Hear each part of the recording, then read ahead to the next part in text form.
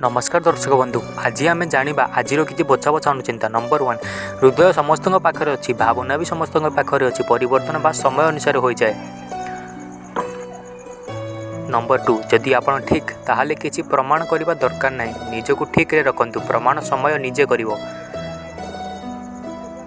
Number 3, निशा करिवार अच्छी जदि कठिन परिश्रम निशा करंतु, ताहले रोग भी हेबो, जदि सफलतार रोग हेबो।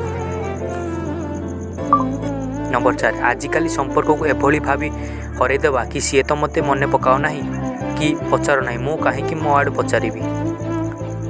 नंबर 5, दुनिया सबुठु खुशी से माने रुहंती जो माने जानी सारी कि अन्य मानक कौन प्रकार आशा रखा व्यर्थ निराशार कारण।